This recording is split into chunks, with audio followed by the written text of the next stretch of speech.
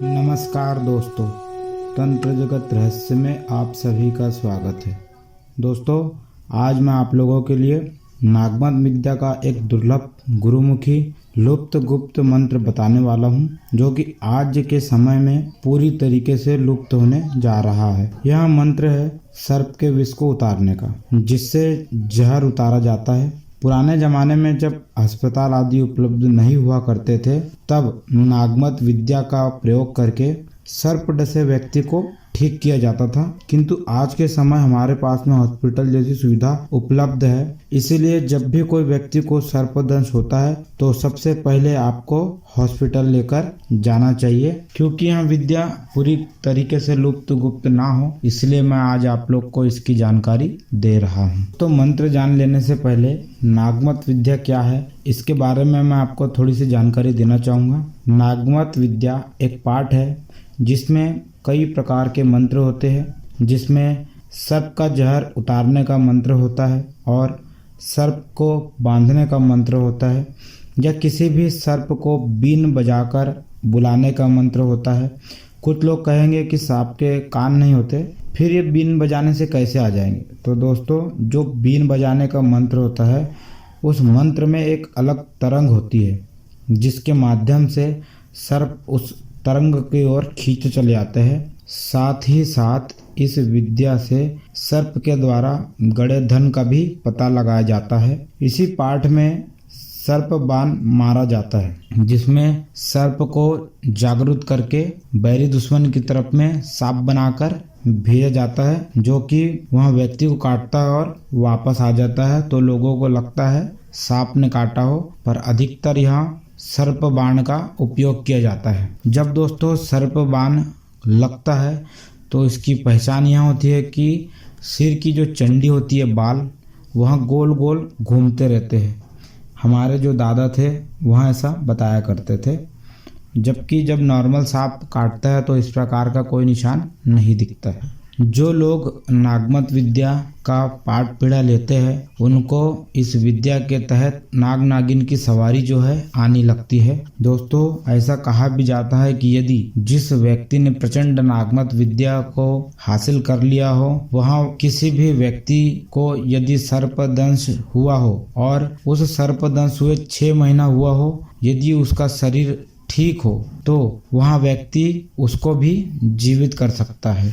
इतना प्रचंड नागमत विद्या होता है। दोस्तों, यहाँ रही नागमत विद्या के बारे में कुछ जानकारी। दोस्तों, नागों के कुल 5 प्रमुख है, जिसमें शेषनाग, वासुकी नाग, जिसे रंगबासु नाग कहते हैं, जिसका मंत्र आज मैं देने वाला हूँ, और तीसरा है तक्षक नाग, करकोटक नाग, पद्म नाग। सर्प के ये कुल 5 नाग है, जिसमें आज जो मंत्र देने वाला हूँ वहाँ वासुकी नाग मतलब रंगबासु नाग का मंत्र आप लोग को दूंगा। इस वीडियो में आपको 2 मंत्र दूंगा जो कि सर्प का जहर उतारने में मदद करेगा। पर दोस्तों, मंत्र जानने से पहले आप यहाँ जान ले कि यदि आप नागमत विद्या का यह मंत्र जब पढ़ते हैं तो इसके लिए आपको कौन कौन से नियमों का पालन करना पड़ता है। दोस्तों, जब आप इस प्रकार की विद्या का प्रयोग करते हैं तो आपको जीवन में कभी भी किसी भी सर्प को जान से नहीं मारना है, वरना इसका बहुत बड़ा दोष आपको भुगतना पड़ता है।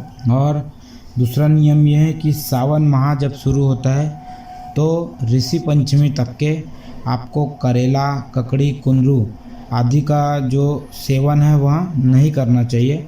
जब ऋषि पंचमी के दिन में उपवास रखा जाता है, उस दिन आपको इन सभी चीज़ों का सेवन किया जाता है। करेला खाने की प्रचलन इस प्रकार से प्रचलित है कि एक मंत्र आता है करेला जगाने का मंत्र, जिसमें जो है सांप डसे व्यक्ति को जगाया जाता है, उसको करेला जगाने का मंत्र कहते हैं। और वहाँ एक बिहावट मंत्र बोलते हैं, जिसमें पूरा तबले बाजे के साथ में गाना बजाकर सांप का जहर उतारा जाता है। इसका दोस्तों पूरी कड़ी तो मैं आपको नहीं बता सकता, पर जैसे थोड़ा थोड़ा उसका कड़ी है, जैसे कि इस प्रकार से पढ़ते हैं। हाथ सड़ासड़ गोड़ सड़ासड़ पांजर रजगे गाई, उठो दंतर जाग के रगबासु नाग की दुहाई।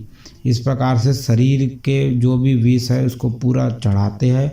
उसके बाद में फिर एक एक उसको उतारते जाते, जैसे कि विष उतरत जाय, विष उतरत जाय। इस प्रकार से दोस्तों मंत्र पढ़कर जो है उतारा जाता है। इसमें 5 से 6 लोगों की ज़रूरत पड़ती है। लेकिन दोस्तों आज जो मैं मंत्र बता रहा हूँ इससे आप अकेले ही जो है सर्प का विष उतार सकते हैं। जब भी दोस्तों कभी किसी व्यक्ति को सर्प डसता है तो सबसे पहले आप हॉस्पिटल आदि यदि दूर है तो हॉस्पिटल ले जाने की सबसे पहली तैयारी कर ले गाड़ी आदि में। फिर यदि हॉस्पिटल बहुत दूर हो, व्यक्ति की कंडीशन बहुत खराब हो तो उसको फिर आप क्या कीजिए कि उनको जिनको भी सर्पदंश है उसको खड़ा करके रखाइए, क्योंकि यदि आप उनको लेटाएंगे तो उससे जहर बहुत स्पीड से चढ़ता है, इसलिए उनको खड़ा करके रखाइए। खुद खड़े होने की इसमें ना हो तो 2-4 व्यक्ति को थोड़ा सा पकड़ने के लिए कह दीजिए। उसके बाद में फिर आपको अगरबत्ती जला लेना है 5, और जो मंत्र मैं आपको दूंगा उस मंत्र को पढ़ते हुए पहले सिर से लेकर दोनों आँख, नाक, कान, मुंह, शरीर के एक एक अंग में पढ़ते हुए धीरे धीरे धीरे धीरे जो है फूंकते हुए उतारते जाना है। ज़्यादातर तो दोस्तों लोगों के पैर पर ही काटते हैं, इसलिए सिर से लेकर पैर तक उतारते हैं, या शरीर के कोई भी अंग में यदि प्रॉब्लम हो तो इसी प्रकार से उतारते हैं। तो आप पहले एक चावल ले लीजिए, चावल का ढेरी, उसमें इस मंत्र को अभिमंत्रित करके एक दूसरे व्यक्ति को दे दीजिए और उसको चावल मारने के लिए कहते जाइए। इधर आप जो है मंत्र पढ़ते हुए धीरे धीरे धीरे धीरे उतारेंगे। इस प्रकार से दोस्तों धीरे धीरे जहर जो है उतरने लगता है। आप जब भी यहाँ उतारे तो आप अपने पास में नीम की कुछ पत्तियाँ रख ले, जिससे कि आप रोगी को थोड़ा देर झाड़ने के बाद में वहाँ पत्ता खिला के देखें। यदि पत्ता उनको मीठा लगता है, नीम की जो पत्ती अगर मीठी लगती है तो समझ लीजिए कि उनका जहर नहीं उतर रहा है। फिर आप और स्पीड से मंत्र को पढ़ते रहिए और उतारते रहिए और फिर पत्ते खिला के देखिए। जब उनको नीम की पत्ती कड़वा लगना शुरू हो जाए तो आप समझ लीजिए कि आपका मंत्र जो है काम करना शुरू कर दिया है और आपका मंत्र चल रहा है। इसी प्रकार से दोस्तों उतारते उतारते फिर जहाँ पर डसा है वहाँ तक उतारिए और फिर डसने के थोड़ी ऊपर एक कपड़ा या टाइट कुछ लेकर वहाँ पर बांध दीजिए और मंत्र से उस जगह पर बांध दीजिए। इससे जो है दोस्तों पूरा जो है जो चढ़ता है शरीर पे वहाँ नहीं चढ़ेगा, उतर जाएगा। और दोस्तों रोगी को बिल्कुल भी लेटाना नहीं है, आपको खड़ा करके ही रखना है। इस प्रकार से जो है दोस्तों सर्प का जो विष है इसको उतारा जाता है। लेकिन कभी भी आप जब ऐसा कभी हो तो तुरंत ही हॉस्पिटल लेकर जाए, यही जो है अच्छा रहता है।